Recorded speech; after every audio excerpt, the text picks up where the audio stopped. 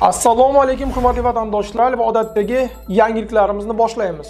Boshlashdan oldin katta iltimos, meni ko'rayotgan bo'lsangiz, podpiskani bosinglar.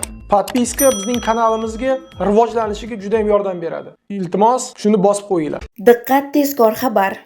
Migrantlarga Rossiya fuqaroligi va VNJ hamda RPV berishdan rad etiladi.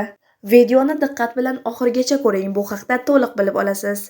Agar ular o'z vatanida jinoyat sodir etgan bo'lsa, Kambin bu qonun loyihasini allaqachon ma'qulladi. Ariza topshirishda migrantlardan sudlanganlik haqida ma'lumotnoma talab qilinadi va qishloq fuqarosi o'z vatanida tegishli hujjatni taqdim etishi shart bo'ladi. Idealda fuqarolik faqat Rossiyaning mahalliy xalqlari yoki Yevropa mahalliy xalqlari muayyan shartlar bilan yoki musulmon mamlakatlardan bo'lmagan boshqa millat vakillariga oliy va maxsus ta'limga ega bo'lganlarga muayyan shartlar bajarilgandan so'ng berilishi kerak. Sinfning boshqa respublikalaridagi asosiy millatlar fuqarolik berishda to'liq istisno qilinishi kerak. Manba Telegram kanali. Agar kanalimizda yangi bo'lsangiz obuna bo'lishni unutmang. Videolarimizni like bilan baholaysiz degan umiddamiz. O'zingiz va yaqinlaringizni ehtiyot qiling. Diqqat, tezkor xabar. Rossiyada migrantlar soni kamaydi. Endi nima bo'ladi? Videoni diqqat bilan oxirigacha ko'ring, bu haqda to'liq bilib olasiz.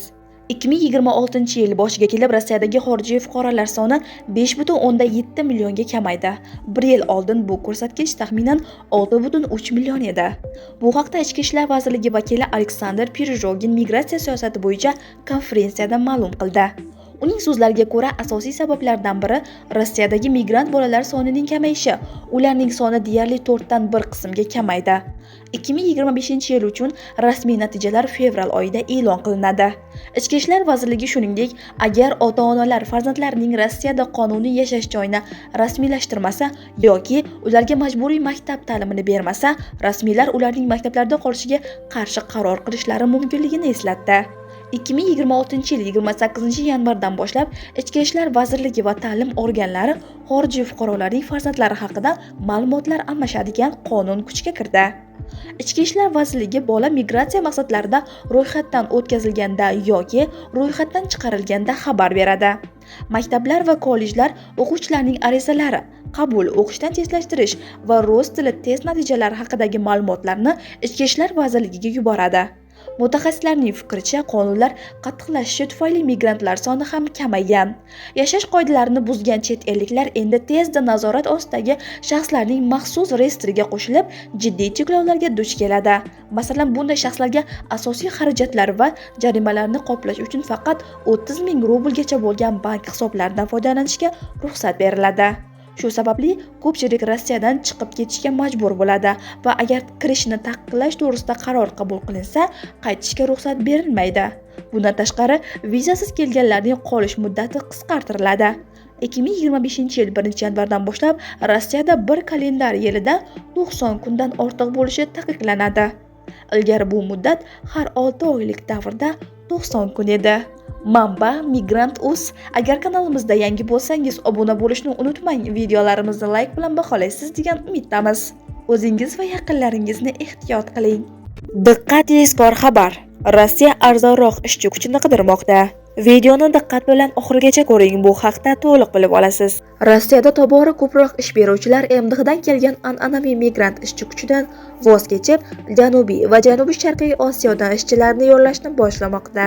Bular qatoriga Hindiston, Bangladesh va Xitoy fuqarolari kiradi. Bu o'zgarishning asosiy sababi puldir. Mutaxassislarning ta'kidlashicha, O'zbekiston, Tojikiston va Qirg'izistondan kelgan migrantlar so'nggi yillarda yuqori maosh talab qila boshlagan. Ular tobora ko'proq oyiga $1000 va undan yuqori daromad so'rashmoqda. Ko'pgina kompaniyalar, ayniqsa qurilish, logistika, qishloq xo'jaligi va tozalash sohalarida bunday xarajatlar juda katta bo'lib bormoqda. Shu bilan birga Osiyo mamlakatlaridan kelgan ishchilar kamroq, taxminan oyiga $700-800 ishlashga tayyor. Bu biznes uchun sezilarli tejashni anglatadi. Shuning uchun ish beruvchilar tobora ko'proq Osiyoga qarab, xarajatlarni kamaytirish va foydani saqlab qolishga harakat qilmoqda.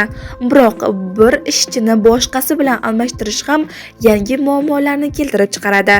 Osiyodan kelgan ko'plab ishchilar rus tilini kam biladi yoki umuman bilmaydi. Bu esa ish beruvchilarni tarjimonlar va o'qishga vaqt hamda pul sarflashga majbur qiladi. Hujjatlarni rasmiylashtirish, uy-joy bilan ta'minlash va kundalik hayotni tashkil qilishda qiyinchiliklar paydo bo'ladi.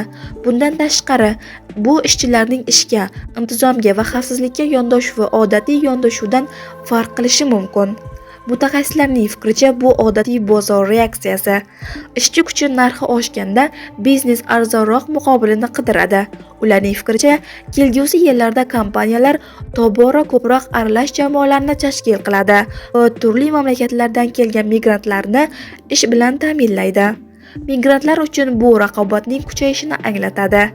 Ish o'rinlari kamayib bormoqda va talablar qattiqlashmoqda. Ish beruvchilar tobora pastroq ish haqiga ishlovchi va yangi sharoitlarga tezroq moslashishga tayyor bo'lganlarni tanlamoqda. Manba Migrant.uz. Agar kanalimizda yangi bo'lsangiz, obuna bo'lishni unutmang. Videolarimizni like bilan baholaysiz degan umiddamiz. Diqqat, tezkor xabar. Fevral oyida, aniqrog'i 5-fevraldan boshlab noqonuniy migrantlarni deportatsiya qilish rejimi o'zgaradi. Videoni diqqat bilan oxirigacha ko'ring, bu haqda to'liq bilib olasiz. Fevral oyida Rossiyadagi migrantlar uchun nimalar o'zgaradi? Fevral oyida, aniqrog'i 5-fevraldan boshlab noqonuniy migrantlarni deportatsiya qilish rejimi o'zgaradi. Ularga deportatsiya va vidvoreniya bilan birga yangi chiqarib yuborish rejimi qo'llaniladi. Ular maxsus reyestrga kiritiladi va politsiyaga o'z joylashuvi haqida xabar berishlari shart bo'ladi. Ularga uy-joy yoki mashina sotib olish, kredit olish, turmush qurish yoki mamlakat ichida erkin harakatlanish taqiqlanadi. Shuningdek, kirish yoki chiqish qoidalarini buzganlik, shuningdek, nazorat ostidagi shaxslar reyestriga kiritilgan migrantga taqiqlangan xizmatlarni ko'rsatganlik uchun ma'muriy jazo choralari joriy etiladi. Endi politsiya xorijiy fuqarolarni Rossiyadan ma'muriy ravishda chiqarib yuborish bo'yicha mustaqil ravishda qaror qabul qila oladi. Manba Migrant.uz. Agar kanalimizda yangi bo'lsangiz, obuna bo'lishni unutmang. Videolarimizni like bilan baholaysiz degan umiddamiz. O'zingiz va yaqinlaringizni ehtiyot qiling. Diqqat, tezkor xabar. Rospodrebnadzor tomonidan chet el fuqarosiga kirishni taqiqlash. Videoni diqqat bilan oxirigacha ko'ring, bu haqda to'liq bilib olasiz. Rospodrebnadzor soliq muammolari tufayli boshqalarga xavf tug'diradigan chet elliklarga kirishni taqiqlaydi. Chet el fuqarosi hujjatni olish paytida tibbiy ko'rikdan o'tayotganda ba'zi xavfli kasalliklar mavjudligiga shubha bo'lishi mumkin. Bunday holda tibbiy tashkilot avtomatik ravishda Rospodrebnadzorga ma'lumot yuboradi. Ma'lumotni olgandan so'ng agentlik taqiq qo'yadi. Chet el fuqarosi mamlakatni tark etishi kerak deb xabar qilinadi. Sog'liqni saqlash vazirligi kirishga taqiqlashga zapretga sabab bo'ladigan xavfli kasalliklar ro'yxatini belgilaydi. Asosan quyidagi kasalliklar aniqlansa, zapret qo'yiladi: sifilis, lepra, sil kasalligi, tuberkulyoz, OIV, VICH. Manba Migrant Mobil. Agar kanalimizda yangi bo'lsangiz, obuna bo'lishni unutmang. Videolarimizni like bilan baholaysiz degan umiddamiz. O'zingiz va yaqinlaringizni ehtiyot qiling.